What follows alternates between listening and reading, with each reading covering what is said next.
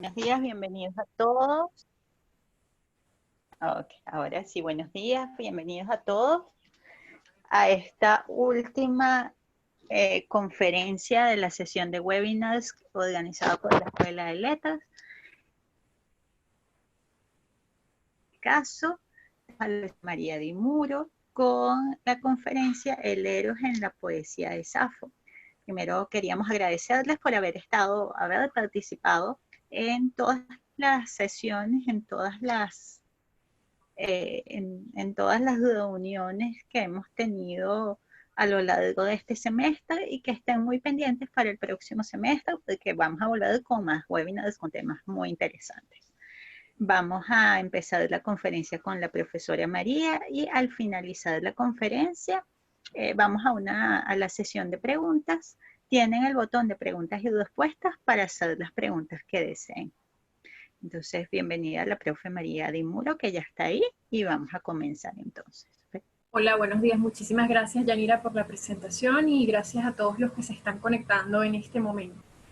Bueno, les voy a decir que voy a poner la presentación, pero voy a apagar mi cámara para mantener una conexión estable, ¿sí? Porque muchas veces ocurre que estamos presentando el material y la imagen se queda estática, entonces voy a apagar mi cámara.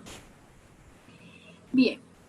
El día de hoy, como ya anunció la profesora, vamos a estar conversando acerca del Eros en la poesía de Safo, un tema que en particular es fruto, o más bien esta presentación que les estoy haciendo es fruto de una investigación que llevo haciendo desde hace ya algunos años. De hecho, como producto, por decirlo así, de esta indagación surge mi tesis de pregrado, justamente con un título bastante similar al que tenemos acá. Y bueno, evidentemente pues los caminos de la investigación no se detuvieron allí, sino que pues he mantenido esa línea del estudio del Eros, pero ya no solamente desde la lírica, por supuesto Safo sigue muy presente en mis reflexiones de estos momentos, pero ahora pues apuntando hacia la tragedia. Bien, entonces la aproximación que quiero que tengamos de la lírica de Safo y bueno, en general de la literatura y de la poesía, que es la forma en que yo suelo acercarme a los textos, se puede evidenciar en esta cita del poeta griego Odiseas Elitis, que dice: que se me perdone si hablo de Safo como de una contemporánea mía. En la poesía, como en los sueños, no envejece nadie. Entonces, se trata de hacer o de tener un acercamiento bastante próximo a la lírica monódica, en este caso la lírica de Safo, no viéndola como un objeto, como algo que no nos interpela, que no nos invoca, sino más bien como algo que se mantiene, que se actualiza, para utilizar términos literarios como lo plantearía Todorov, y que se mantiene en nuestro presente, que tiene algo que decirnos. Entonces no vamos a tomar en esta indagación, y no ha sido el caso de mis investigaciones, la postura de muchos filólogos que lo que han pretendido es convertir en objeto los textos, ¿sí? Simplemente para estudiar los términos, que por supuesto eso es importantísimo, pero muchos de los elementos que pudieran enriquecer el análisis, no solamente desde del espectro de la teoría literaria, sino desde la filosofía, se diluyen si tomamos un punto de vista donde lo que nos interesa solamente es la indagación terminológica por esa mera indagación de corte analítico. Entonces nos vamos a aproximar a los textos como algo que nos interpela y que nos permite vivir aquello que se manifiesta en los textos. De manera que los textos los vamos a comprender como algo vivo, ¿no? A la manera que, por ejemplo, lo plantea Gadamer con respecto a la fusión de horizontes, o también la forma en cómo Alfonso Reyes y Paul Valéry nos plantean la experiencia poética y la experiencia literaria. Bueno, como vamos a hablar de Safo, evidentemente hay que aclarar algunos aspectos biográficos, ¿no? Hasta donde se pueda, biográfico entre comillas, ¿no? Porque tampoco podemos decir a ciencia cierta que tengamos la absoluta certeza de que todo lo que se conoce acerca de la poetisa sea exactamente lo que se viera en la historia. Incluso hay muchos autores que dudan de la existencia de Safo. Se cree que pudo haber sido incluso una invención, pero bueno, en este caso vamos a tomar por verdadera su vida y les traigo un testimonio de la Souda, una antigua enciclopedia, si pudiéramos llamarla así, del siglo X, donde se nos dice que Safo pudo haber sido hija de Simón, de Eumeno, Erigio, Ecrito, de Semo, Camón, de Tarco o de Escamandrónimo. ¿Sí? El nombre de Escamandrónimo es el que comúnmente se suele encontrar entre sus datos biográficos y que tiene una mayor cantidad de recurrencia. Su madre se sabe que se llamaba Cleisocleide, nacida en Lesbos, algunos dicen en Éreso, otros dicen en Mitilene. Es una poetisa lírica nacida en la Olimpiada 42, ¿sí? Recordemos que Safo históricamente se sitúa entre el siglo VI y el siglo V antes de Cristo. Asimismo, era contemporánea de Alceo, Estesícoro y Pítaco de Mitilene. Tenía 3 hermanos, se sabe de algunos como Caraxo con mayor asiduidad porque era bastante nombrado en ciertos fragmentos. No se sabe, por ejemplo, que Caraxo vivió en Náucratis, en Egipto, era comerciante, tenía una relación con una tal Dórica. De hecho, Safo menciona a Dórica en 2 oportunidades, en una de ellas en una invocación a Afrodita, en un texto clético, pidiéndole a la diosa, ya voy a aclarar todos estos términos, pidiéndole a la diosa que su hermano deje de estar con esa mujer que aparentemente pues era una prostituta.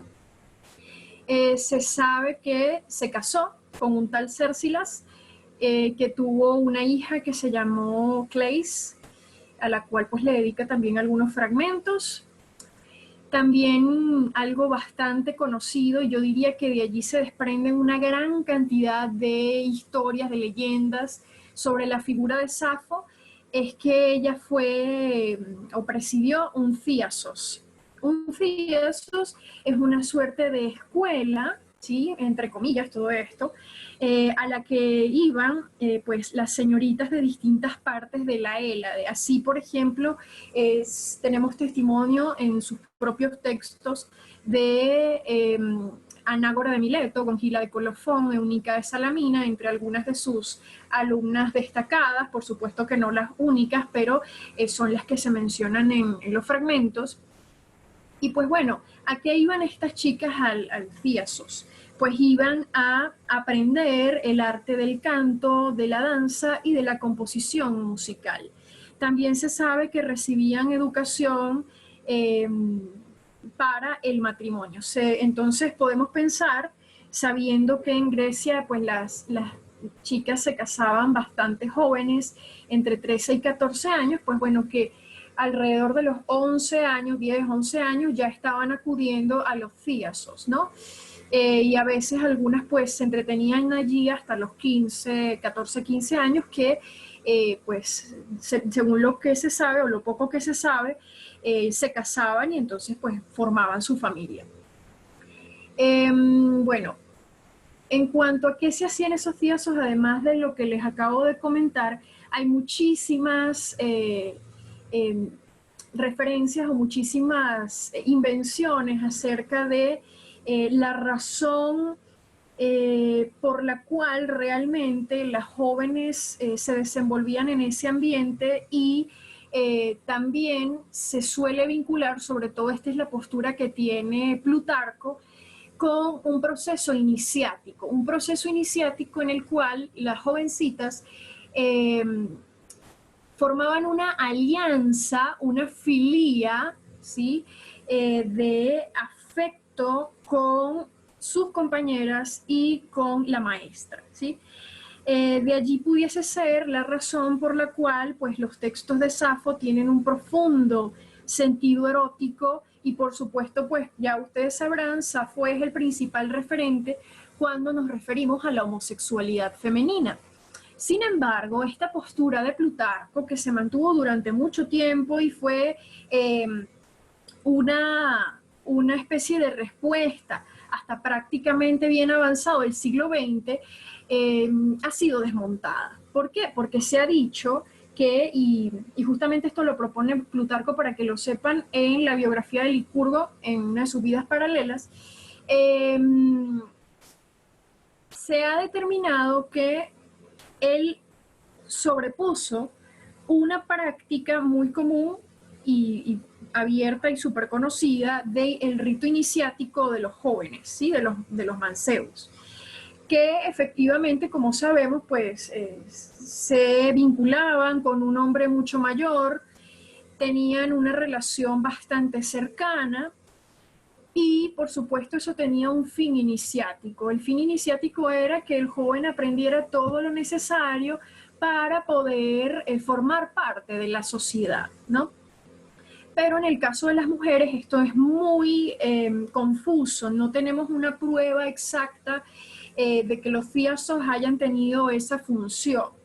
Por lo que hoy en día autores como Eva Cantarella suelen, incluso el propio J.K. Dover, suelen cuestionar esta postura de Plutarco que se mantuvo durante mucho tiempo, ¿no? Entonces, esta idea de que se trata de un rito iniciático se pone actualmente en cuestión. Sin embargo, hay otros autores, para no aburrirlos mucho con esta parte, que toman los partenios de Alcman y señalan que efectivamente no solamente la poesía de Safo era una poesía homoerótica femenina, sino que también en estos partenios de Alcman hay una presencia de esa filía entre dos jovencitas o una jovencita y una maestra, como un proceso educativo e iniciático. Pero bueno, esa es una historia que en este momento no nos compete, todavía muchísimos autores están discutiendo al respecto. Pero también como para que tengan una idea de ese inicio de la indagación por lo erótico, ¿no? Que no solamente lo vemos dentro de la poesía, sino que los distintos testimonios nos llevan a esas disquisiciones.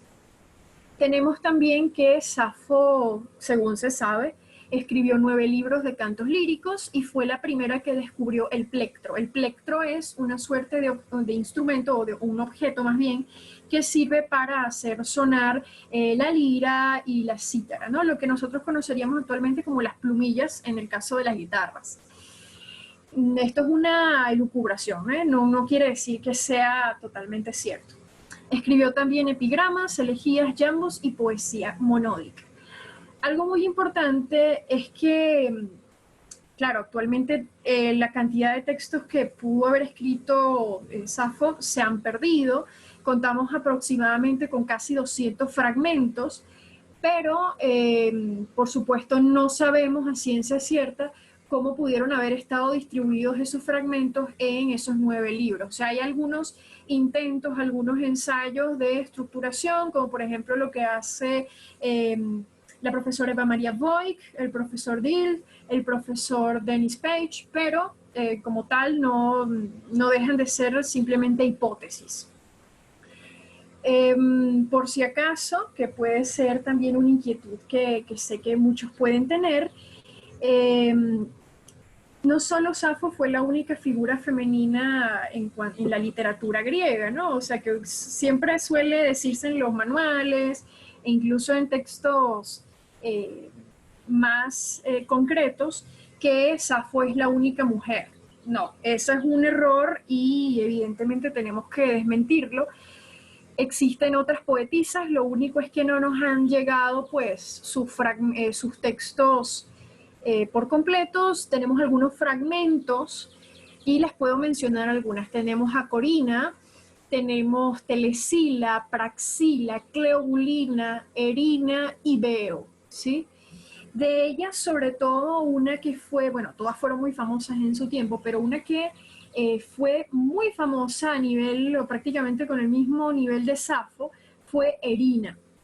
Erina era escritora de hexámetros y de hecho en algunos testimonios de autores antiguos se dice que si bien Safo era, por decirlo así, la reina de la lírica médica, en el caso de Erina era la más representativa y era comparable con Homero en la escritura de los hexámetros, ¿ok? Entonces, bueno, para que tengan eso también preciso, no es Safo la única mujer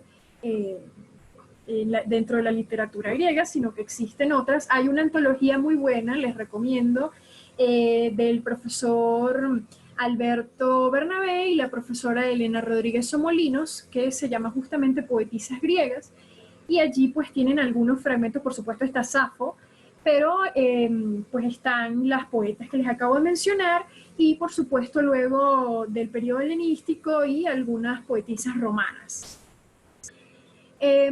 Clasificamos en tres grandes categorías los fragmentos de Safo.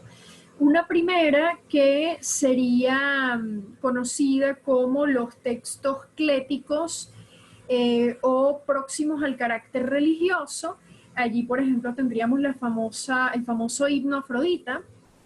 Una segunda clasificación serían los epitalamios, es decir, estos cantos típicos de las bodas. Y una tercera que sería lo que algunos autores llaman los textos más personales o más íntimos, ¿sí? Que tienen que ver pues con toda la vida dentro de Thíasos o incluso pues algunas observaciones sobre sus hermanos, sobre su hija o un sentir particular, ¿sí? Dice Paige Dubois, una de las grandes críticas contemporáneas de la poesía de Safo en un texto llamado Sappho is Burning, la figura de Safo, los versos de Safo, rompen diversos paradigmas de la civilización occidental. Es mujer, pero también aristócrata. Es griega, pero griega que mira hacia Asia. Es poeta que escribe como filósofa antes de la filosofía y escritora que habla de una sexualidad que no puede identificarse ni con la visión de Foucault de la sexualidad griega ni con las versiones de la sexualidad lesbiana contemporánea. Esto lo voy a aclarar, esto último, es decir, la sexualidad griega, tal como la plantea Foucault en su Historia de la Sexualidad, y la sexualidad lesbiana contemporánea lo iré aclarando a partir de los propios textos de Safo. Pero sí me parece importante acotar que evidentemente la sexualidad, o más bien el eros, para mantenernos en la tónica del término, manifiesto en los fragmentos de Safo, no obedece a las formas tradicionales de la homosexualidad griega. Y por supuesto, cuando hablamos, como dice Eva Cantarella, de homosexualidad griega, allí no estamos refiriéndonos tradicionalmente a la femenina. Nos referimos a la masculina, como esa homosexualidad que forma parte del proceso de la paideia, de la educación, ¿no? Mientras que la homosexualidad femenina pues ha sido una temática no precisa a la hora de abordar. Como les digo, Safo prácticamente es de los pocos referentes que tenemos, hay otros, ¿no? Por ejemplo, uno puede pensar en la referencia que hace Platón en el banquete acerca de ese humano primordial que tenía una forma redonda, ¿no? Me estoy refiriendo al mito de Aristófanes. Tenía una forma redonda que podía ser mitad hombre, mitad mujer, o bien podía ser una parte hombre, otra parte hombre, o las dos partes mujeres, ¿no? Las dos partes que eran femeninas, al ser divididas, fueron conocidas como las tríbades, ¿sí? El término tríbades es o sería una definición previa a lo que nosotros actualmente designamos como lesbiana, ¿sí? Que todavía no termina de ser muy claro si efectivamente obedece a la isla de Lesbos por Safo o si más bien se refiere a otro término griego que tiene que ver con la prostitución, es decir, lesbiatzein, que era utilizado para hablar de la felación, ¿sí? Todavía eso no termina de ser concreto entre los críticos. Pero bueno, entonces, no es ni la sexualidad griega conocida como la masculina, que fue la que tuvo preponderancia, ni tampoco podemos identificar la poesía de Safo con la sexualidad lesbiana contemporánea. ¿Por qué? Porque dentro del universo de la poesía de género y la poesía de, digamos, donde se profesa esa defensa por el lesbianismo, hay una conciencia de esa identidad. En la poesía de Safo no encontramos como tal, y ni siquiera podemos hablar de una conciencia en el periodo arcaico, y creo que sería una gran equivocación referirnos a ello, ¿no? O sea, referirnos a la poesía de Safo como una poesía de vanguardia que se sobrepone al patriarcado, eso es algo que no debemos pensar ni algo que debemos considerar, ¿no? Es un grave anacronismo si sostenemos eso, ¿sí?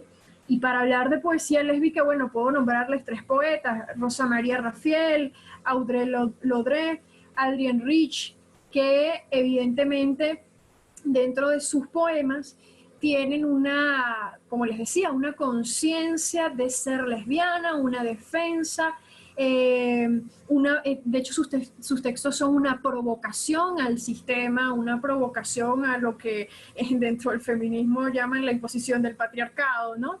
Y en Safo evidentemente ni se nos ocurra pensar que está eso, nada que ver. Entonces me parece muy prudente esta aclaratoria de Page Dua para ir con solidez a lo que vamos a continuación.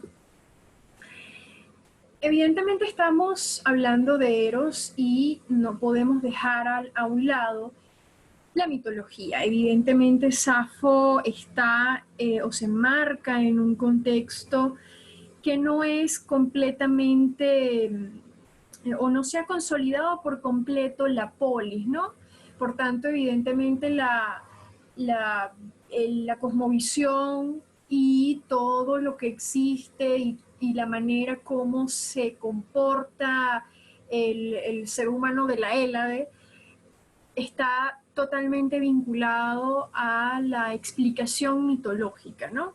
A pesar de que ya contemporáneos a Safo pues están los primeros filósofos, los primeros presocráticos, pero sigue siendo la mitología la manera de explicar pues la existencia.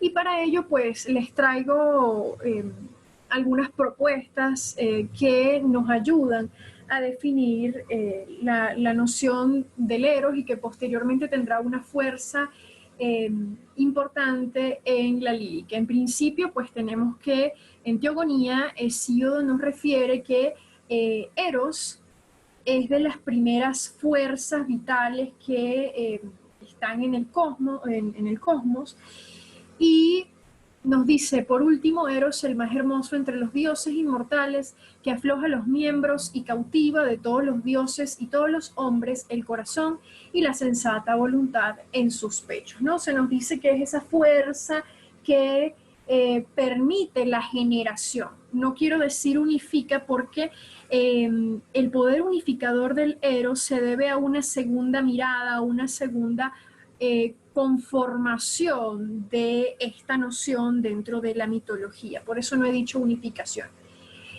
¿Y en qué sentido hablamos de Eros como reproducción? Bueno, sencillamente porque al conformarse del caos, el cielo y la tierra, Urano y Gea, pues están unidos por esa fuerza de atracción que es el Eros, que hace que ellos en su unidad, ¿sí? No los podemos ver como dos cosas distintas o dos seres distintos, disculpen, sino que eran unidad, y esa unidad estaba de alguna manera sustentada, se mantenía por la fuerza de Eros, que hacía que se reprodujeran. Bueno, una vez que esta unidad ha sido rota por la castración de Urano, surge una segunda mirada del Eros, ¿no? Que la encontramos también en Teogonía, unos pasajes después del que les acabo de mencionar. Por supuesto, sabemos que al ser castrado Urano nace de la espuma Afrodita, ¿sí? Afrodita, que es la diosa de la belleza, del amor por excelencia, y junto a ella la acompañan Eros y el bello Himero. Entonces, estas dos divinidades que van a estar acompañando a Afrodita van a actuar con ella en el campo amoroso, ¿no? Y fíjense que tanto Afrodita como Himero y Eros conciernen a circunstancias tales como las intimidades con doncellas, las sonrisas, los engaños, el dulce placer, el amor y la dulzura, ¿no? Y entonces aquí sí podríamos decir o podríamos hablar de una unificación. ¿Por qué? Porque Urano y Gea eran indivisibles, estaban siempre vinculados. Gea siempre estaba procreando, haciendo crecer al cosmos. Pero cuando ocurre esta división, ocurre la castración de Urano, entonces encontramos que se divide lo que existe, queda todo inmerso en la dualidad. Y justamente esa dualidad va a tener necesidad de unirse. Esa necesidad de unirse y esa fuerza cósmica que hace que los elementos que están separados deseen convertirse en uno solo, se va a concebir como Eros, ¿sí? Entonces, el Eros será, en esta segunda perspectiva mitológica, ya no cosmogónica, sino más bien esta fuerza unificadora, pues bueno, se concebirá como esa tensión que existe entre los elementos para unirse. No quiero terminar esta parte o esta introducción lógica sin hablar o volver sobre ese concepto de unidad que realmente se mantiene dentro de la segunda visión del Eros, ¿no? Esa ansia que se da por estar con el amado, como veremos en la lírica, no solamente responde a un sentir humano, ¿no? Si nosotros pensamos, por ejemplo, en el himno Afrodita, el himno homérico Afrodita, ¿sí? Pues bueno, lo primero que se nos dice al inicio de la aparición de la diosa, ¿no? Que se conoce esa parte como epíclesis, es que todo lo que existe está lleno de esa fuerza amorosa, ¿no? Es una fuerza que va a unificar todos los elementos en el cosmos. Y precisamente hallamos con mayor claridad ese sentido de la unidad en el himno órfico sexto, que forma parte, aunque no sea concretamente del mismo periodo, de lo que se conoce como la teogonía de las rapsodias, es decir, un conjunto de textos que formaron parte de los rituales órficos que daban una interpretación del origen del cosmos, ¿no? Y se dice, según esta teogonía de las rapsodias, que el universo y todo lo que conocemos actualmente, el cosmos, surge evidentemente del caos, ¿sí? No hay una noción o un concepto de la nada, del vacío en el pensamiento griego. Entonces, de ese caos, que es algo, ¿no? Es neutro, tiene una propiedad neutra, surge la noche, Nix, pero no la noche que acompaña los días o que forma parte de un periodo del día en la vida humana, sino que la noche entendida como la total oscuridad, la ausencia de lo que conocemos. Y también tenía, según se dice o según trabajan estos textos órficos, un carácter invaluable en el arte de la adivinación, ¿no? En cuanto a proyección de las cosas futuras. De la unión de la noche y el tiempo, ¿sí? Tiempo como ese absoluto, no el tiempo de la vida humana, surge un huevo cósmico y de ese huevo cósmico nace una divinidad. Esa divinidad es conocida como Fanes, que justamente la vemos representada acá en la imagen que tenemos aquí en la lámina. Y aunque no es una imagen como tal sino del siglo segundo después de Cristo. Sin embargo, Fanes es un dios que primero se le representa como hermafrodita, es decir, que tiene tanto la parte femenina como la parte masculina. Y de Fanes se van a originar todas las cosas. Va a venir Gea, va a venir Urano, van a venir los titanes, van a venir los dioses olímpicos, es decir, todo se origina de Fanes, ¿no? Y esa reproducción continua que va a tener esta divinidad se debe justamente a esa fuerza, vamos a decir, interna, que es la fuerza del Eros, ¿no? Entonces, bueno, para volver un poco, les traje esta perspectiva del himno órfico número 6, para comprender también un poco más ese sentido unitario que se tenía en los orígenes del cosmos. Bien, ahora para hablar un poco sobre la figura del poeta, no me voy a detener mucho en esta parte porque entiendo que nos queda no mucho tiempo.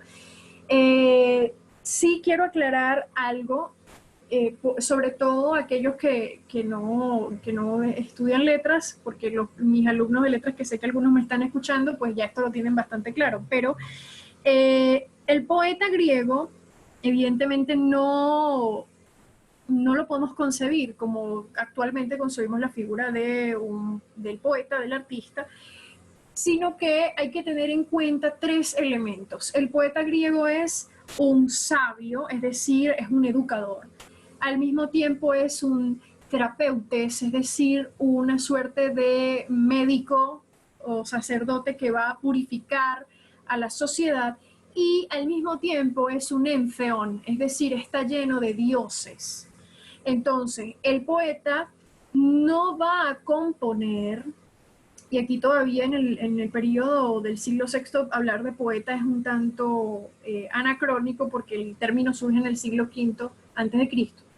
Pero para los efectos que queremos señalar, pues bueno, vamos a utilizar la palabra poeta.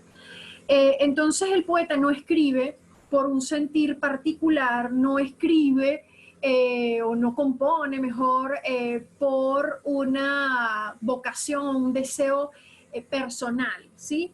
Sino que más bien él va a tener una función social sumamente importante dentro de la tradición religiosa.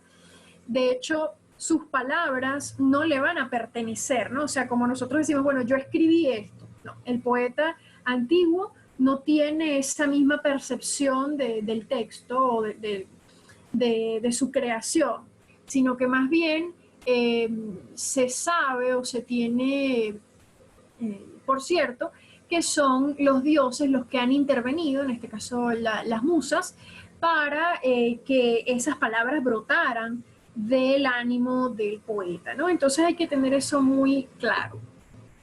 Por otro lado, no hablamos de subjetividad en el mundo antiguo, y si utilizamos el término, pues bueno, tiene que ser algo muy aclarado, muy vinculado con este término de individuo que les traigo de Jean-Pierre Vernant, un texto bastante interesante, ¿no? El individuo, la muerte y el amor en Grecia antigua, donde señala, el individuo no está delimitado ni unificado, es un campo abierto para la acción de múltiples fuerzas.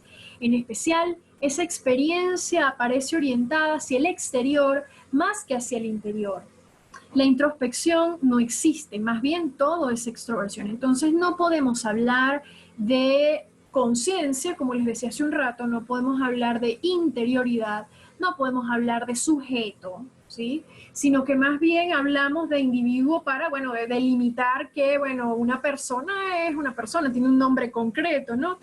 Pero no en el sentido moderno, no en el sentido de que tiene conciencia de sí mismo, se puede ver a sí mismo. No, en ese sentido no lo vamos a entender, sino como una exterioridad, como algo abierto y sobre todo algo muy importante, como desde el concepto de la amejanía, es decir, sometido a múltiples fuerzas. Por lo tanto, no podemos decir que el Eros que estudiamos en los fragmentos de Safo, por ejemplo, sea Bueno, porque es un proceso químico que tiene que ver con la hormona tal y el proceso del no sé qué. Eso lo descartamos, ¿sí?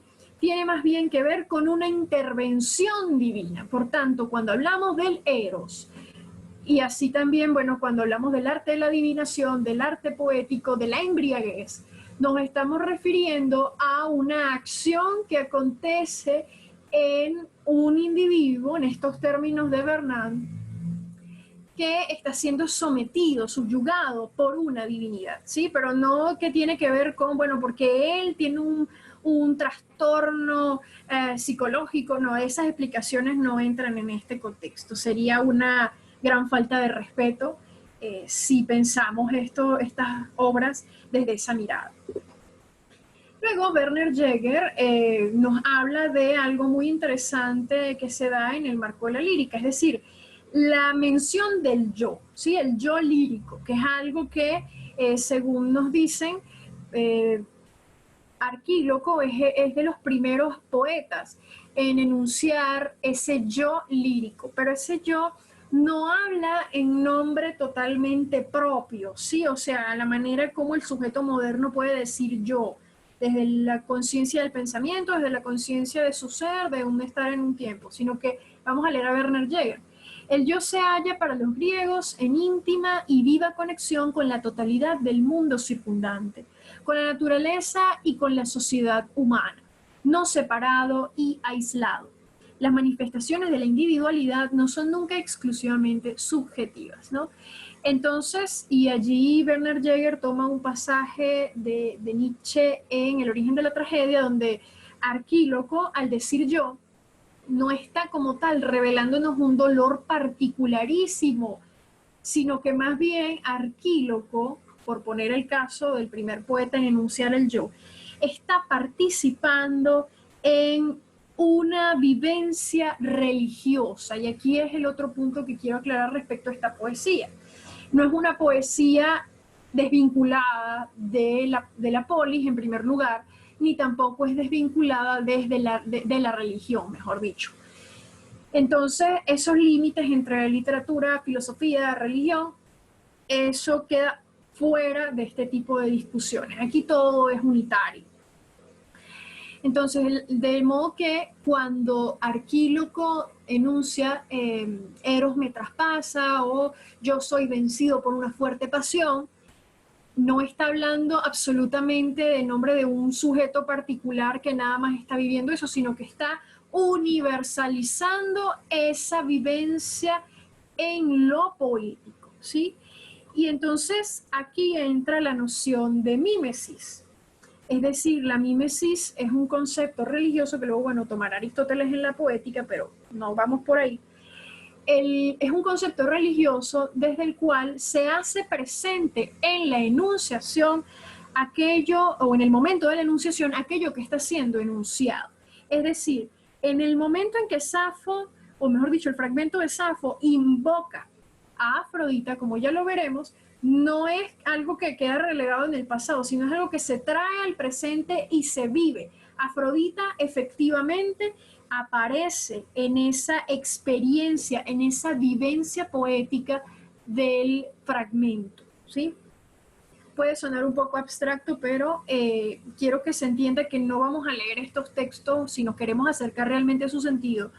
De la misma manera que vamos a leer, por ejemplo, poesía contemporánea o literatura contemporánea, sino que más bien se trata de un acto religioso en el que en el momento que entramos en sus términos, ¿sí? En sus términos hipostáticos, como diría Rodríguez Adrado, es decir, que se hace presente allí la divinidad, estamos participando de esa experiencia universal de la voz lírica, ¿sí? Y entonces la voz lírica se identificará o nos identificaremos nosotros con la voz lírica para formar parte de esa experiencia. Bien, vamos a seguir entonces ya aclarando estos puntos de la participación con el hablante lírico.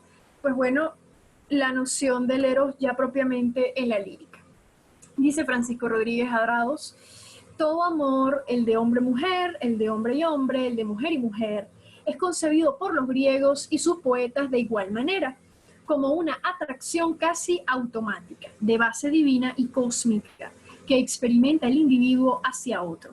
Una atracción a la que este segundo individuo puede asentir o no, por la que puede dejarse arrastrar o no, trayendo con ello bien la felicidad o bien dolor. Entonces, esto que acabamos de leer con la cita del profesor Rodríguez Adrados es crucial para comprender no solamente a Safo, sino a sus contemporáneos, a otros líricos como Arquíloco, Teognis, Anacreonte. Entonces, en principio, hay uniformidad en la afección del eros. Ya quedamos en que no se trata de un proceso químico, no se trata de una enfermedad mental, no. Aquí se trata más bien de una afección que viene del exterior, un pathos, y golpea o más bien se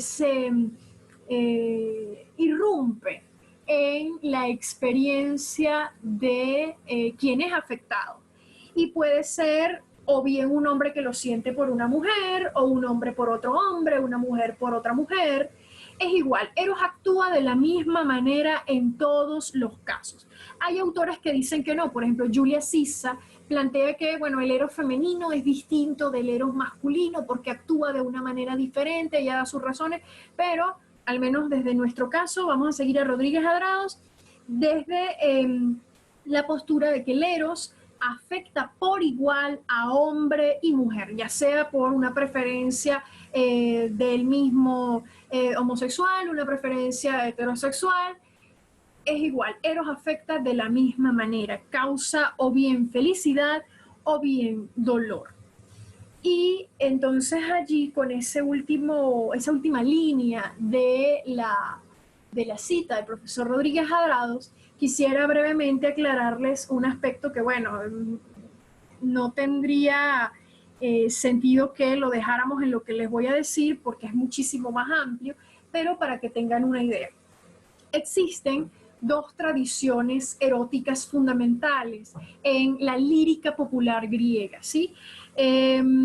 Hablamos de dos tipos de lírica primero. Lírica popular sería la de la tradición, la del anonimato, que forma parte de las festividades, y una lírica literaria, como así la ha llamado, por ejemplo, Rodríguez Adrados, el profesor Bruno Gentili, que consiste en, bueno, justamente la revelación de nombres de los nombres de los poietai y también pues algunos rasgos característicos que las distinguen de la lírica popular. Pero bueno, en la tradición de la lírica popular, y eso también se va a mantener en la lírica literaria, se da un eros de la alegría, de la felicidad, un eros dulce, y un eros doloroso, amargo, lleno de quejas.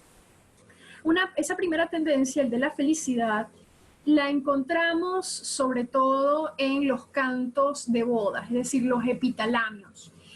Pero también un antecedente bastante interesante en el que no me puedo detener, lo tenemos en la Ilíada, ¿sí? Sobre todo si recordamos el canto tercero y el canto decimocuarto, donde se producen dos uniones, la unión entre Helena y Paris en el canto tercero y la unión entre Zeus y Hera en el canto decimocuarto.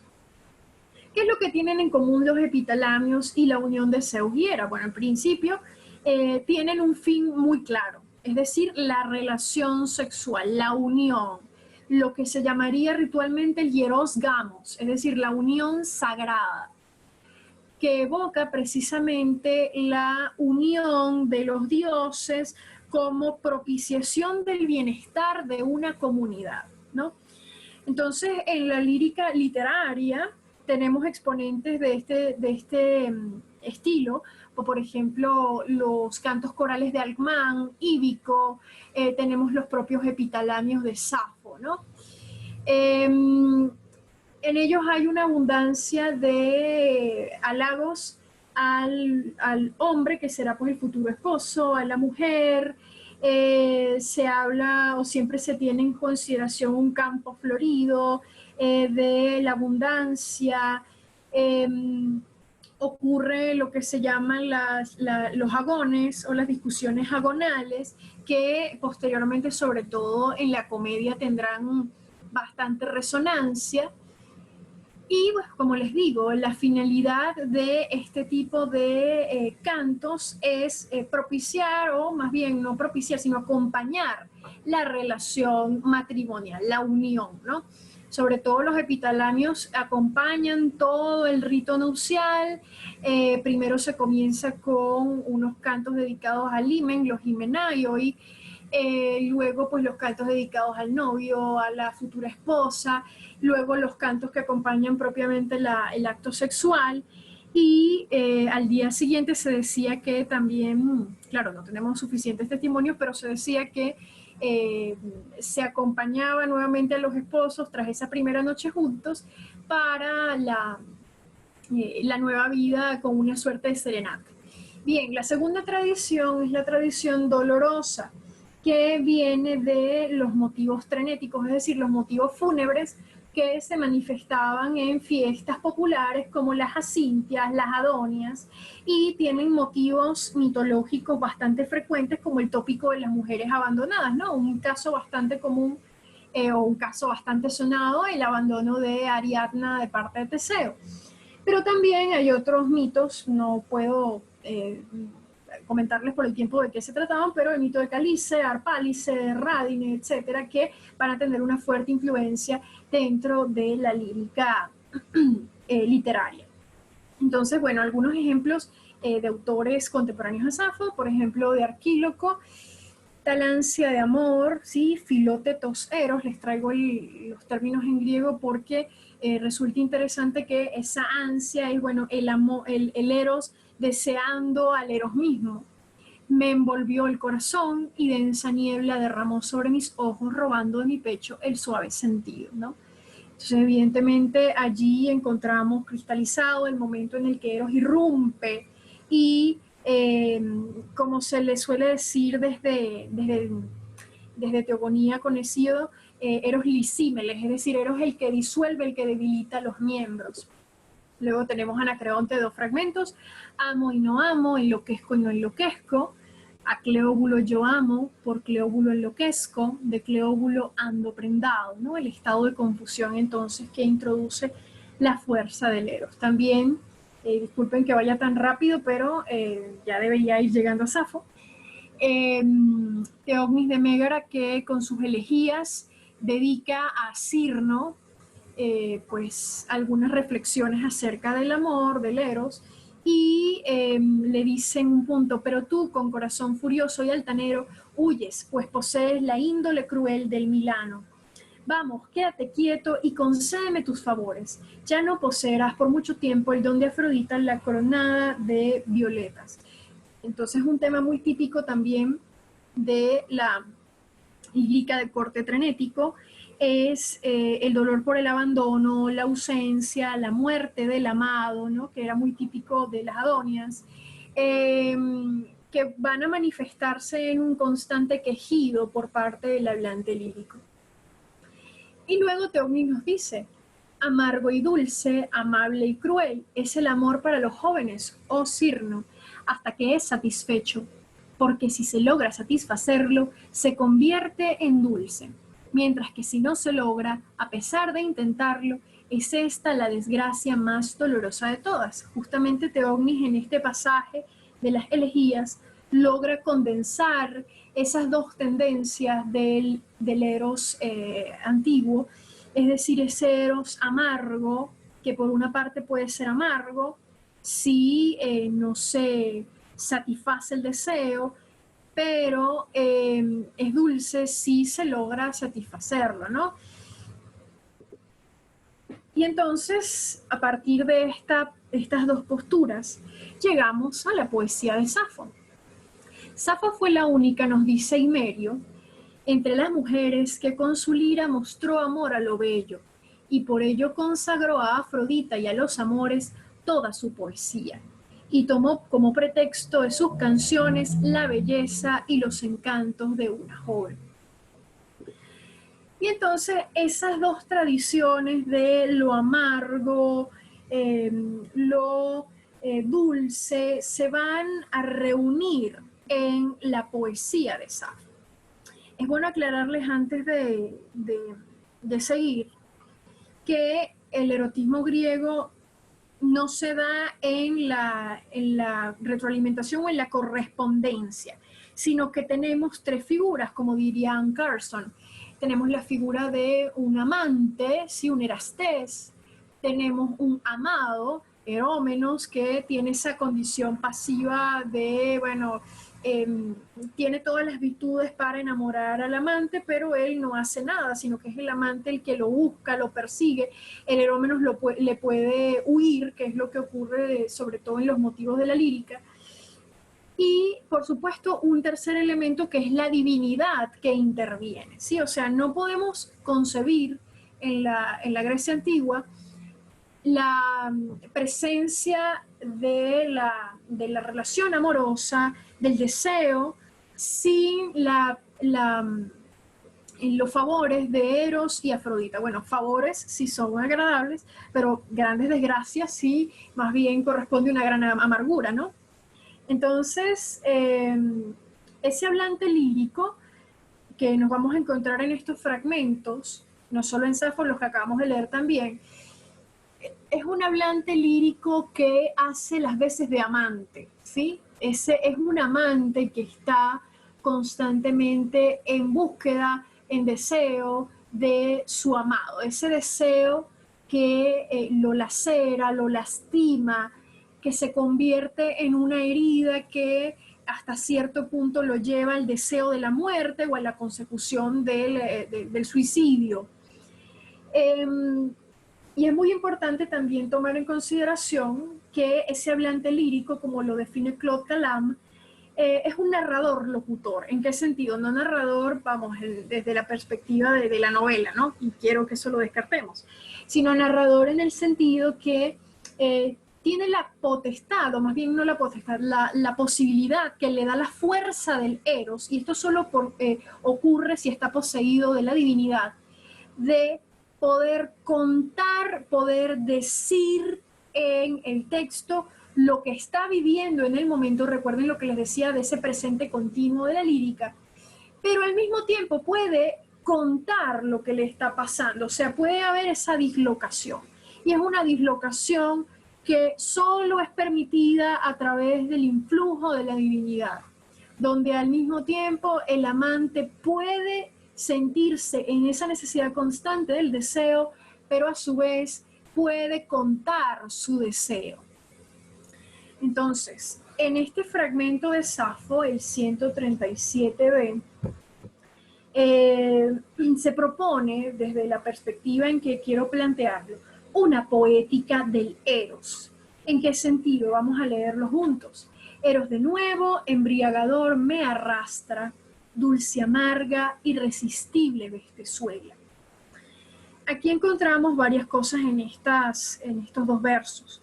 La primera, la acción del Eros, que no ocurre por primera vez. O sea, fíjense que tenemos el uso de deute, es decir, de nuevo, esta locución temporal que nos está señalando que no es primera vez que ocurre, sino que ha habido una incidencia en el ataque amoroso. Por tanto, esa incidencia nos va a permitir volver sobre esa idea de la temporalidad en los textos líricos. No existe no existen los fragmentos, o no existe esa voz lírica como un pasado, como algo relegado a lo anterior y que no va a volver, sino que Eros se manifiesta todas las veces que entremos en conexión con el ritual del texto, se hace presente. Nosotros asumimos el papel del amante. Cuando nosotros leemos a estos líricos, en algún punto hemos reconocido lo que ellos están viviendo, hemos reconocido en nuestras experiencias que hemos amado profundamente, que nos han abandonado, que hemos perdido al ser amado, que lloramos la ausencia de alguien, ¿sí? Entonces, en ese reconocimiento de nuestra experiencia, en la vivencia del propio fragmento, de la propia experiencia del texto, voy a utilizar mejor ese término, estamos formando parte del ritual, estamos reviviendo esa mímesis antigua y la estamos trayendo al presente. Justamente ese es el propósito religioso, pudiéramos decir, de estos fragmentos. Entonces, Eros de nuevo vuelve a atacar, es frecuente. Embriagador me arrastra.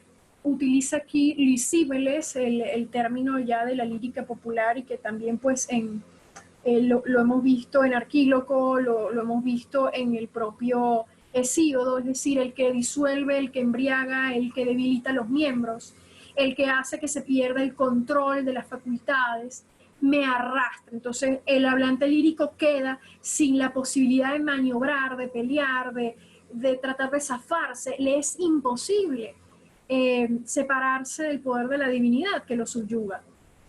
Dulce amarga, y aquí es donde viene la novedad que nos plantean los textos de Safo. El término utilizado para dulce amarga es glikipikron, y justamente es la unión de los términos dulce y amargo o agrio, ¿sí? Algunos suelen traducir agridulce, pero lo más correcto es tratar de seguir el orden o la morfología del término griego, glikipikron. Entonces, dulce amarga, nos dice Anne Carson, puede deberse a que primero se da la experiencia de lo dulce. Claro, esto se da contemporáneo, ¿no? Al mismo tiempo, pero lo dulce primero que hace que deseemos, y al mismo tiempo que estamos deseando, ocurre la amargura de no poder satisfacer ese deseo, ¿no? Entonces, Safo tiene la virtud, o este fragmento de Safo, mejor dicho, tiene la virtud, y va a ocurrir como una poética en los tres que les voy a señalar sucesivamente para ya ir cerrando, de plantear una naturaleza del eros dulce amarga, es decir, que no solamente forma parte o tiene elementos que forman parte de la tradición de la alegría, de los epitalamios, sino también de la tradición trenética. Entonces, esas dos visiones se van a convertir en una percepción bicéfala, vamos a llamarla así, donde concurren a la vez la dulzura y la amargura, al mismo tiempo que lo bello enceguece, se manifiesta, se desea. A su vez, esa belleza que se está manifestando, que es un verbo que utiliza mucho Safo,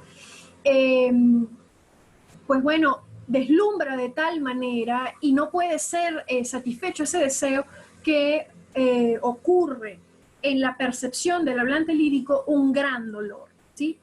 Y luego, pues bueno, irresistible bestezuela, se compara allí a esa fuerza de Eros con un reptil, ¿no? El término que utiliza Safo, herpeton, refiere justamente a un reptil que se arrastra, que es áspero, que hace daño, ¿no?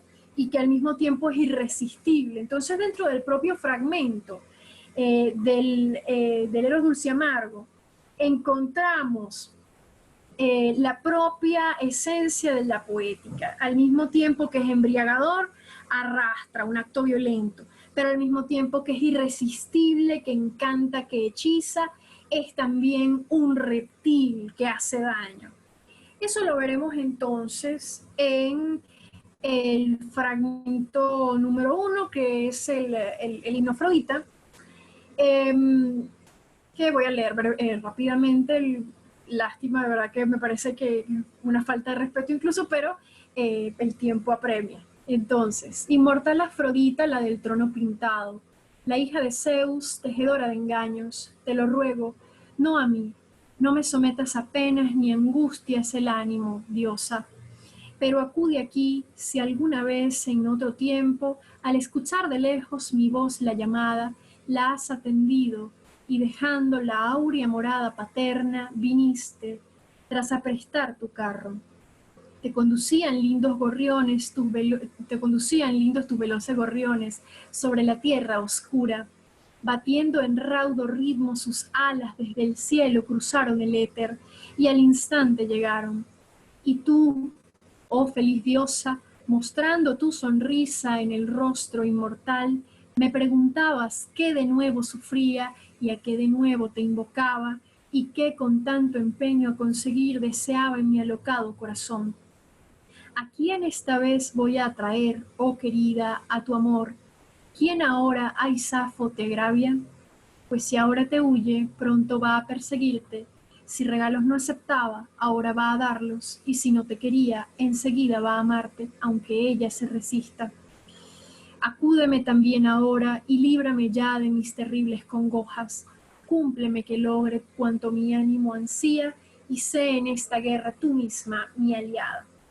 Entonces, bueno, este es uno de los textos más reconocidos y prácticamente el único que nos ha llegado completo, gracias a Dioniso de Halicarnaso.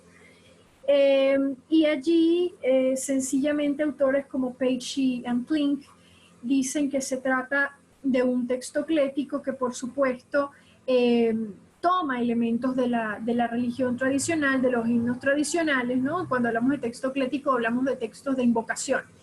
Y que tiene efectivamente los tres elementos claves de un texto de invocación, ¿no? Tiene esa introducción que es la epíclesis, donde se ruega a la diosa que ayude, que acuda. Tenemos el mitos, es decir, se refiere a un pasado donde se alude a alguna acción benéfica de la divinidad, y luego tenemos nuevamente la petición, ¿no? En este sentido, estas tres partes nos refieren a los tres tiempos que se manifiestan en este fragmento. Tenemos el presente, es decir, el presente de la invocación, donde tenemos un hablante lírico que está apesadumbrado, aquejado, fíjense, y que con tanto empeño conseguir desea mi alocado corazón, cuando le dice al principio, no me sometas a penas ni angustias del ánimo, ¿sí? Entonces se busca en la diosa un alivio a un malestar que se encuentra en el presente. Luego un segundo tiempo, que es el tiempo del mitos, donde vamos al pasado. La diosa se manifiesta en otras ocasiones, donde también pues se le imploró, se le pidió auxilio. Esa no queda muy claro y hay una discusión también que es de nunca terminar, de si efectivamente en el fragmento se alude a la aparición en presente de la diosa o si más bien se la está evocando de una aparición mítica, ¿sí? Eso todavía no termina de quedar claro, pero en esa evocación ocurre un efecto placentero. ¿Por qué? Porque la aparición de la diosa envuelve toda la atmósfera poética de dulzura, de todos los elementos que pertenecen a esa otra lírica ceremonial, de la belleza, de la alegría, de la admiración, que infunde el deseo, pero no es un deseo que causa daños en el hablante lírico.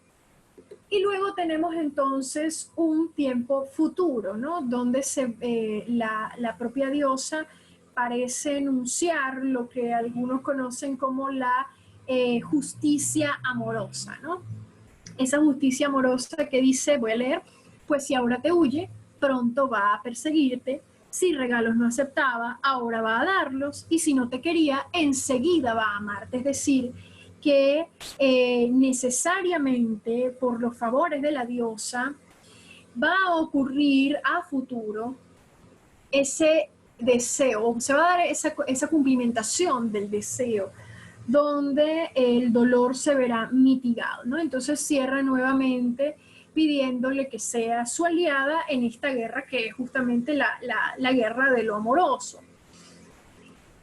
El siguiente fragmento, también muy conocido, lo tenemos gracias al Tratado sobre lo Sublime de Pseudo Longino, que dice, me parece que es igual a los dioses el hombre aquel que frente a ti se sienta y a tu lado absorto escucha mientras dulcemente hablas y encantadora sonríes. Lo que a mí el corazón en el pecho me arrebata, apenas te miro y entonces no puedo decir ya palabra. Al punto se me espesa la lengua y de pronto un sutil fuego me corre bajo la piel, o me corre la piel. Por mis ojos nada veo, los oídos me zumban, Me invade un frío sudor y toda entera estremezco. Más que la hierba pálida estoy y apenas distante de la muerte me siento infeliz. Entonces, este segundo fragmento obedece a ese efecto del eros lisímeles que arrastra, como veíamos en el fragmento 137b. Algunos como Wolfgang Schadeval, Dennis Page han señalado que este texto alude a la tradición ritual del matrimonio, ¿no? Donde se dan los halagos a los novios correspondiente a la primera parte, ¿no? Cuando dice, me parece que es igual a los dioses, el hombre que frente a ti se sienta, y también el halago a la joven con la sonrisa, mientras dulcemente hablas y encantadora sonríes. Esa primera parte sería la que alude dentro del texto a la mirada del eros dulce, ese eros matrimonial. Pero luego ocurre un contraste en una segunda parte, cuando se da la mirada, apenas te miro. Entonces, cuando ocurre esa mirada, el hablante lírico da un vuelco total y cae en un conjunto de percepciones que van a ir consumiendo la vitalidad, ¿no? Es lo que algunos como Bruno Gentili y Vincenzo Di Benedetto llaman la patografía del fragmento de Safo. Patografía en el sentido que se va manifestando un conjunto de malestares que dan la sensación de una caída en enfermedad, ¿no? Y de hecho se da una especie de espejo dentro del propio fragmento, ¿no? Mientras que el hombre está mirando a la muchacha, la vista del hablante lírico deja de ver, dice, por mis ojos nada veo, mientras él la escucha, los oídos del hablante lírico zumban, mientras se dan todo un tipo se da una atmósfera encantadora. El hablante lírico más bien empieza a sudar, empieza a estremecerse, un fuego le recorre la piel, hasta que llega un punto en el que se logra ver, ¿sí? El hablante lírico logra, dicen algunos, salir del cuerpo y puede verse. Cuando señala, más que la hierba pálida estoy y apenas distante de la muerte me siento infeliz, ¿no? Anne Carson señala que justamente este fragmento alude en la estética de lo agridulce a un juego constante de miradas que van a ir construyendo esa tensión erótica dentro del fragmento, de un deseo que por una parte se va a cumplir, el deseo que nos lleva a esa mirada matrimonial, y ese deseo que queda en el cuerpo dolorido, en esa manifestación de las múltiples patologías. Y por último, entonces, para ya ir cerrando, que me tome un poquito más de tiempo, tenemos el famoso fragmento de lo más bello, ¿no? Dicen algunos que un ecuestre tropel la infantería a otros, y esos que una flota de barcos resulta lo más bello en la oscura tierra. Pero yo digo que es lo que uno ama, y es muy fácil hacerlo comprensible a cualquiera, pues aquella que mucho en belleza aventajaba a todos los humanos, Helena, a su esposo, un príncipe ilustre, abandonó y marchóse navegando hacia Troya, sin acordarse ni de su hija ni de sus padres en absoluto, sino que la sedujo Cipris. También a mí ahora, mi Anactoria ausente, me has recordado. ¿Cómo preferiría yo el amable paso de ella y el claro resplandor de su rostro ver ahora a los carros de guerra de los lidios en armas marchando al combate? Entonces, evidentemente, lo que se suele plantear y que resulta bastante claro en este fragmento es una oposición, ¿no? En principio tenemos una oposición de, bueno, unos dicen que un ecuestre tropel, la infantería, etcétera, etcétera, mientras que el hablante lírico enuncia, para mí, lo más bello es lo que uno ama, lo que se desea, ¿no? Dice el fragmento totis seratai, es decir, aquello que se ama, o también lo podemos pensar en subjuntivo, aquello que se ame, que se desee. De manera que se confronta esa visión general, tradicional de la belleza con simplemente la particularidad de enunciar que lo bello es aquello que se desea, lo más bello es aquello que se me presenta como lo deseable y que marcará, por supuesto, una pauta en la tradición posterior. A su vez, otro elemento que llama mucho la atención es el recuerdo, ¿no? Hasta ahora los fragmentos que hemos señalado, ¿no? Y en su mayoría es la tendencia en la lírica griega, la presencia del amado o bien puede estar ausente o bien puede mostrarse allí en el fragmento. Pero el recuerdo es, o la enunciación, más bien la enunciación del recuerdo también suele ser de las innovaciones, entre comillas, de la poesía de Safo. ¿En qué sentido? Bueno, no solamente en este fragmento 27D, sino también tenemos el 96D, 94D, donde se recuerda los bellos momentos que se compartieron con la amada. Fíjense, también a mí ahora mi anautoria ausente me ha recordado. Donde evidentemente se conecta esta idea de la preferencia, ¿sí?, que introduce bellamente el poema, con la alusión al recuerdo de la amada, ¿no? Y la amada y su recuerdo se hacen presentes y se desea, o más bien ese recuerdo se manifiesta en la expresión del deseo. El deseo es lo que va a traer al recuerdo a la amada.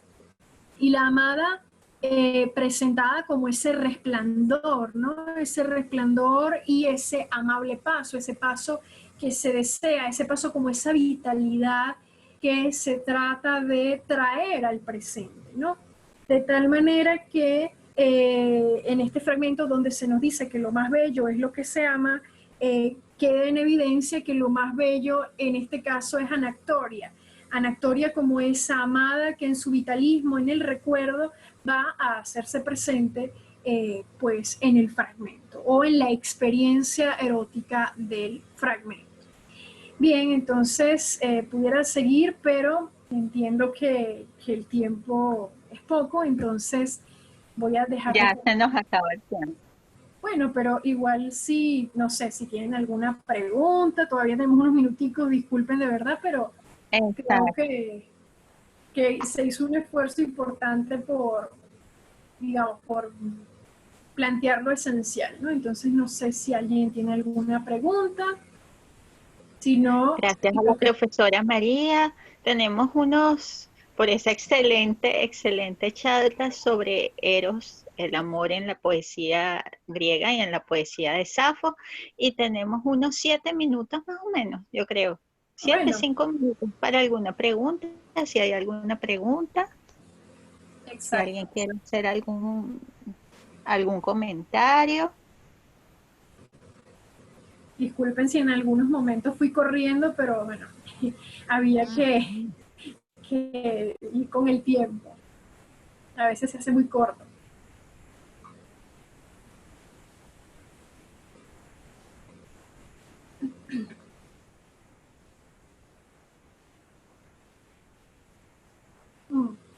Miguel, ¿cómo estás, Miguel? Te mando un saludo. Los aportes posteriores de la poesía de Safo. Bueno, en principio se ha dicho que Safo es la... Ya hay una pregunta. Exacto, si quieres la lees o sí, ¿cuál sería? Dice,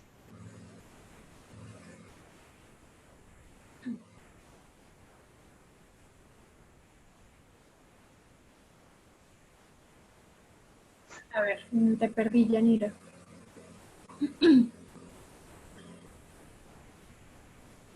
No te estamos escuchando.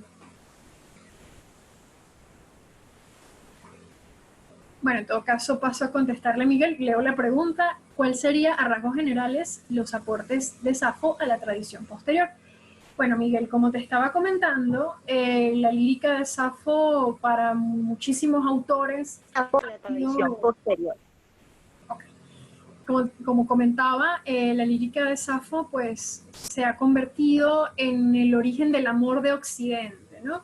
Entonces, yo diría que la visión general que tenemos del amor como sufrimiento, pero como un sufrimiento agridulce, es uno de las grandes visiones o los grandes aportes, pudiésemos decir, de la lírica de Safo, pero también otro de los grandes aportes es la idea del recuerdo, de traer al presente la imagen del amado, pero por supuesto de una forma idealizada que no es el amado en sí, por decirlo de alguna manera, sino que es ese amado que se presenta con los favores que le han otorgado tanto Eros como Afrodita, ¿sí? Yo diría que esos dos elementos, el recuerdo y la visión del amor como algo doloroso, como algo próximo a la muerte, serían los dos grandes aportes de Safo en la tradición occidental. No hay muchísimos otros, pero esos dos serían los fundamentales. Gracias por la pregunta. Excelente. Excelente. Hay otra pregunta, la profesora Janina pregunta, ¿podrías repetir la autora que estudia a las otras poetas griegas? Sí, la compilación es de Elena Rodríguez Somolinos y del profesor Alberto Bernabé, ¿sí? Es Poetisas Griegas. Perfecto. Hay muchas otras, pero esa es una de las más destacadas. Excelente. El profesor Humberto Valdivieso comenta, María, ¿puedes decir algo más de cómo llevar este Eros al pensamiento contemporáneo? Felicitaciones, bello trabajo. Gracias, Humberto. Gracias por la pregunta. Bien, como le comentaba Miguel, el Eros sáfico no solamente lo vamos a encontrar, por supuesto, en su lírica, sino que ha trascendido y en la contemporaneidad muchos autores han considerado, por supuesto, la lírica de Safo como de las grandes manifestaciones del erotismo occidental.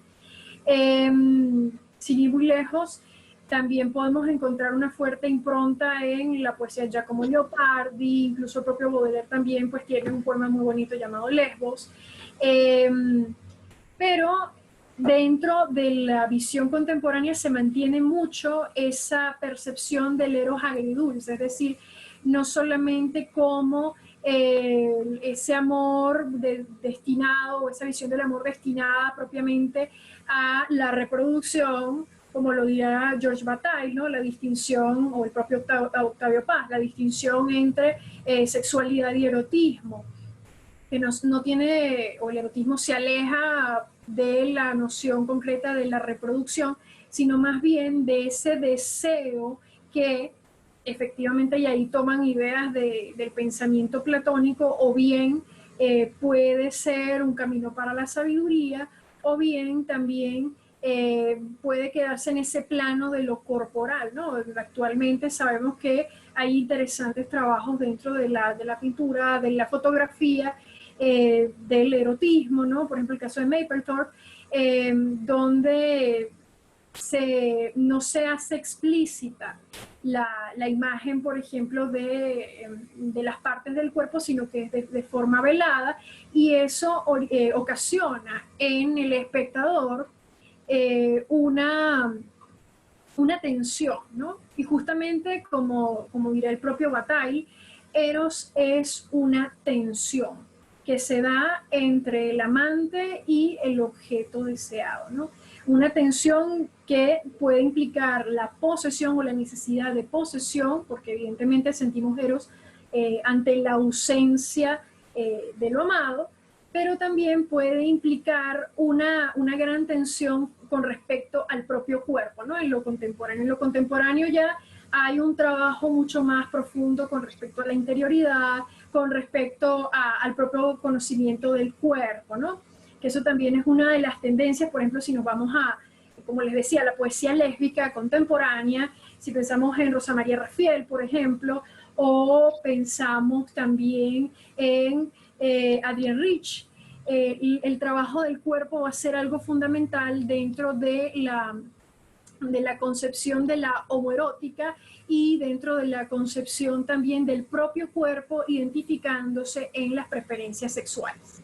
Espero haberte contestado la pregunta. Vale, muy bien. Entonces, muchas gracias a la profesora María nuevamente por esa excelente charla sobre poesía, el amor en la poesía de Eros, de Safo. Y bueno, vamos a finalizar, ya terminamos, ya se nos acabó el tiempo lamentablemente, pero los esperamos nuevamente el semestre que viene para un próximo ciclo de webinars que seguramente también será tan bueno como este. Así Feliz es, lo día a todos. esperamos. Y muchas gracias también al Centro de Estudios en Línea, a la Escuela de Letras y bueno, a todos ustedes que nos han estado acompañando durante todo este semestre. Muchísimas gracias, nos vemos el semestre que viene. Exactamente, hasta luego. Chao, feliz día. Feliz día a todos.